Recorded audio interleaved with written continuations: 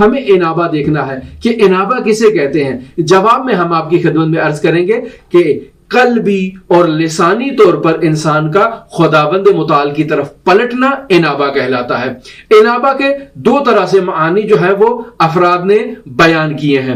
پہلا انابہ یعنی نوب سے اگر انابہ لیا جائے، یعنی اس کا مطلب ہے بار بار خداوند متعال کی طرف پلٹنا۔ جیسے معروف یہ جملہ بھی استعمال کیا جاتا ہے کہ 100 بار اگر توبہ شکستی باز آ، یعنی اگر تم نے خداوند متعال کے حضور توبہ کی پھر اس توبہ کو توڑ دیا، توبہ کی پھر اس توبہ کو توڑ دیا، اور 100 مرتبہ بھی اگر تم نے خداوند متعال کے حضور توبہ کرنے کے بعد اس توبہ کو اگر توڑ دیا تو پھر بھی تم خداوند متعال کی رحمت الہی سے مایوس نہ ہو اور دوبارہ اپنے آپ کو قلبی اور لسانی طور پر خداوند متعال کے حضور میں پیش کرو۔ اس چیز کا نام ہے انابہ، یعنی بار بار خداوند متعال کی طرف پلٹنا۔ عین اسی طرح جس طرح سے شہد کی مکھی اپنے اس چھتے سے نکلتی ہے اور وز وز کرتی جاتی ہے اور جا کر باقاعدہ سے شہد کو چوس کر پھولوں سے ان کے رس کو چوس کر واپس آتی ہے اپنے چھتے کی طرف،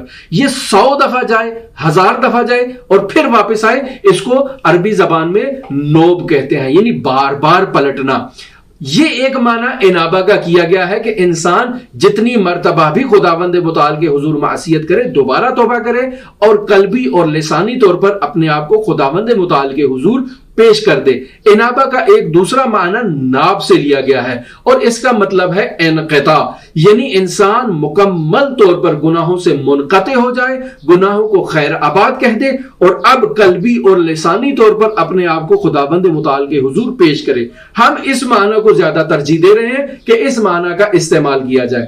سوال یہاں پر یہ پیدا ہوتا ہے کہ توبہ اور انابہ کے درمیان کیا تفاوت پایا جاتا ہے؟ تو کچھ تفاوت ذکر کیے ہیں، میں آپ کی خدمت میں ان کو ذکر کرتا ہوں کہ مثلا گناہ سے خدا کی طرف واپسی کا نام توبہ کہلاتا ہے، اور انابہ کس کو کہتے ہیں؟ غیر خدا سے خدا کی طرف واپس لوٹنا۔ پس توبہ کی انتہائی منزل جو ہے وہ انابہ ہے، چونکہ توبہ جو ہے وہ خدا کی طرف واپسی کا نام ہے، جبکہ انابہ جو ہے وہ غیر خدا سے خدا کی طرف واپس آنے کا نام ہے۔ توبہ یعنی گناہ سے پچھتاوے اور پشیمانی کا نام ہے، جبکہ انابہ جو ہے وہ گناہ کو ترک کر دینا مکمل طور پر، اس کو انابہ کہا جاتا ہے۔